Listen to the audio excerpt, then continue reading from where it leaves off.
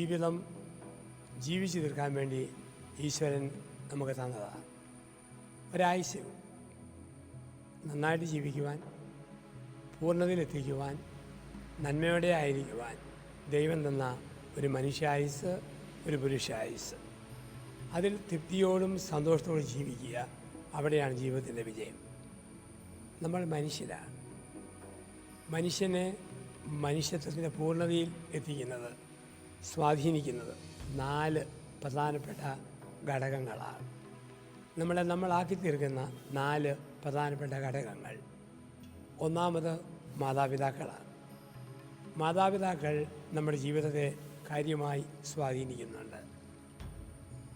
അവരുടെ മാതൃകകൾ, പെരുമാറ്റങ്ങൾ, കാഴ്ചപ്പാടുകൾ മക്കളെ സ്വാധീനിക്കുന്നു. അതുകൊണ്ടാണ് മാതാപിതാക്കളിൽ ദൈവത്തെ കാണുന്നവരാണ് മക്കൾ.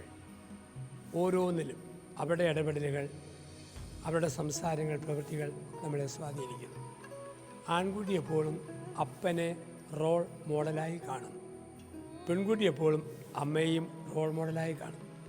പെരുമാറ്റങ്ങളിൽ, സംസാരങ്ങളിൽ, ഇടപെടലുകളിൽ, നടക്കുന്ന രീതിയിൽ, സംസാരിക്കുന്ന ശൈലിയിൽ പേരൻസ് നമ്മളെ സ്വാധീനിച്ചിട്ടുണ്ട്.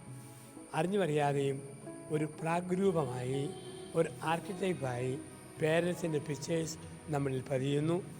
മാതാപിതാക്കൾ നമ്മുടെ ക്യാരക്ടറിനെ സ്വാധീനിക്കുന്ന 4ൽ 1 ഭാഗം അവർ തീരുമാനിക്കുന്നു. നല്ല മാതാപിതാക്കളെ കിട്ടുന്ന മക്കൾ ഭാഗ്യമുള്ളവരാണ്. 2, നമ്മളെ സ്വാധീനിക്കുന്നത് അധ്യാപകരാണ്. അപ്പനും അമ്മയും കഴിഞ്ഞാൽ ഒരു വിദ്യാർത്ഥിയുടെ ക്യാരക്ടറിനെ ഏറ്റവും സ്വാധീനിക്കുന്നത് അധ്യാപകരുടെ പ്രബോധനമാണ്, അവരുടെ ടീച്ചിങ്ങാണ്. സാറന്മാരെ കുഞ്ഞുങ്ങളെന്നും റോൾ മോഡലായി മാതൃകയാക്കി വെക്കാറുണ്ട്. അപ്പം നല്ല അധ്യാപകർക്ക് വിദ്യാർത്ഥികളെ വിശ്വാസികളാക്കാനും നിരീശ്വരവാദികളാക്കാനും പറ്റും. നല്ല അധ്യാപകർക്ക് കുഞ്ഞുങ്ങളെ ധാർമ്മികതയുള്ളവരാക്കാൻ പറ്റും. മോശം അധ്യാപകർക്ക് അധാർമിക ജീവിതത്തിലേക്ക് കുഞ്ഞുങ്ങളെ തള്ളിവിടാൻ പറ്റും. സാറന്മാരുടെ പഠിപ്പിക്കലും അവരുടെ ജീവിതശൈലിയൊക്കെ കുഞ്ഞുങ്ങൾ നോക്കി പഠിക്കും. അതുകൊണ്ടാണ് കള്ളു കുടിക്കുന്ന സാറിനെ കണ്ടാൽ കുഞ്ഞുങ്ങൾക്ക് ഞെട്ടലാണ്. മദ്യപിക്കുന്ന സ്വഭാവ അശുദ്ധിയുള്ള ഒരു അധ്യാപകനെ കണ്ടാൽ ലോകത്തിന് ഭയമാണ്. അപ്പോൾ അധ്യാപകർ റോൾ മോഡലാണ്. 1 പേരൻസ്, 2 ടീച്ചേഴ്സ്. ചിലപ്പോൾ ചില കുട്ടികൾ വളർന്നു വരുമ്പോൾ സംസാരിക്കുന്ന രീതിയും നടക്കുന്നതും കണ്ടാൽ തോന്നും ഏതോ പഠിപ്പിച്ച ഒരു സാറിൻ്റെ മോഡലാണ്. ഒരു സാറിൻ്റെ രൂപവും റോൾ മോഡലുമാണ്. 3 നമ്മളെ സ്വാധീനിക്കുന്നത് ഫ്രണ്ട്സാണ്, സുഹൃത്തുക്കളാണ്. ജീവിതത്തിൽ നല്ല സൗഹൃദമുള്ളവർ നല്ല മനുഷ്യരായിത്തീരും. മോശമായ സൗഹൃദമുള്ളവർ മോശക്കാരായിട്ട് മാറും. ഒരു വ്യക്തിയോട് ചോദിച്ചാൽ മതി, നിൻ്റെ സുഹൃത്താര്? പറയാം നീ ആര്. മോശമായ കുട്ടികളാണ് സുഹൃത്തുക്കൾ, മോശം കുഞ്ഞുങ്ങളായി വളർന്നു വരും. നല്ല കുഞ്ഞുങ്ങളാണ് സുഹൃത്തുക്കൾ, നല്ലവരായി വളർന്നു വരും. ഇവിടെയാണ് ശ്രദ്ധിക്കേണ്ടത്. ഈ ഉഴപ്പുന്ന കൂട്ടുകാരെ കിട്ടാനും കണ്ടെത്താനും ഒക്കെ എളുപ്പമാണ്, നല്ലവരെ കണ്ടെത്താൻ പ്രയാസമാണ്.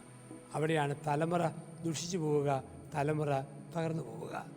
എനിക്ക് നല്ല സൗഹൃദങ്ങൾ, നല്ല കൂട്ടുകാർ ഉണ്ടാകണം. എങ്കിൽ എൻ്റെ വ്യക്തിത്വത്തെ അത് കാര്യമായി സ്വാധീനിക്കും.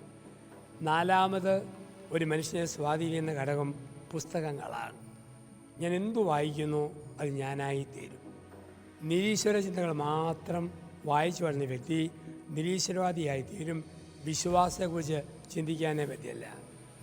വിശ്വാസവും ദൈവവുമായി ബന്ധപ്പെട്ട ഗ്രന്ഥങ്ങൾ വായിക്കുന്നവർ യഥാർത്ഥ വിശ്വാസികളായിട്ട് തീരും. അവർക്ക് നിരീശ്വരവാദം, ദൈവമില്ല എന്ന് പറയുന്നത് അക്സെപ്റ്റ് ചെയ്യാൻ പറ്റുകയില്ല.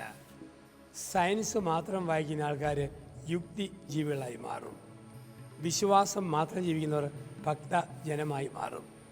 ഓരോരോ രീതികളിൽ ഇന്ന് ഏറ്റവും വലിയ അപകടം വായന കുറഞ്ഞു. ഇന്ന് വായന കുറഞ്ഞു, കാഴ്ചകളും കേൾവികളുമാണ്. വാട്സപ്പിൽ എന്തോ ഒന്ന് കണ്ടു, അത് വിശ്വസിക്കും. ഏതൊരു വാർത്ത ആരോ പറഞ്ഞ് കേട്ടു, അതിൽ വിശ്വസിക്കും. പക്ഷേ വായിച്ച് വളരുന്നില്ല. അതിൻ്റെ അപകടങ്ങളും സമൂഹത്തിലുണ്ട്. നല്ല വായനയുള്ള കവികൾ പണ്ട് സിനിമാ പാട്ട് എഴുതിയപ്പോൾ ആ പാട്ടിലും ഒരു ഈശ്വര സ്പർശനമുണ്ടായിരുന്നു. നല്ല വായനയുള്ള ആൾക്കാർ അത് ട്യൂൺ ചെയ്തപ്പോഴും അതിലും ഒരു ഈശ്വര സാമീപ്യമുണ്ടായിരുന്നു. നല്ല ദൈവാനുമുള്ളൊരു പാടുമ്പോൾ ഒരു ദൈവിക സ്പർശനം ഉണ്ടായിരുന്നു. ഇന്ന് ഈ ആഴം പോയി. ഇന്ന് കളിതമാശിൻ്റെ പാട്ടുകൾ, ഒരു പാട്ടിന് 1-2 ആഴ്ചയെ ആയുസ്, പിന്നീട് ആ പാട്ട് മരിച്ചുപോയി. പാടുന്നവനുമില്ല, സംഗീതം കൊടുക്കുന്നവനുമില്ല, എഴുതുന്നവനുമില്ല ഒരു ദൈവിക സ്പർശനം. അവിടെയാണ് വായനയിലൂടെ വരുന്ന ദൈവത്തിൻ്റെ ഇടപെടൽ അന്യമായി തീരും. ശരിക്കും നല്ല പുസ്തകങ്ങൾ വായിക്കുമ്പോൾ ദൈവം നമ്മുടെ ജീവിതത്തിൽ ഇടപെടുക.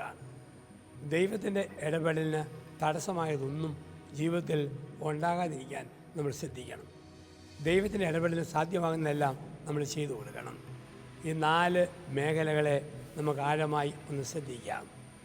മാതാപിതാക്കളിൽ നിന്നും കിട്ടുന്ന ചൈതന്യം, അത് ജീവിതത്തിൽ സ്വന്തമാക്കാം. അധ്യാപകർ നൽകുന്ന ചൈതന്യം, അത് സ്വായത്തമാക്കാം.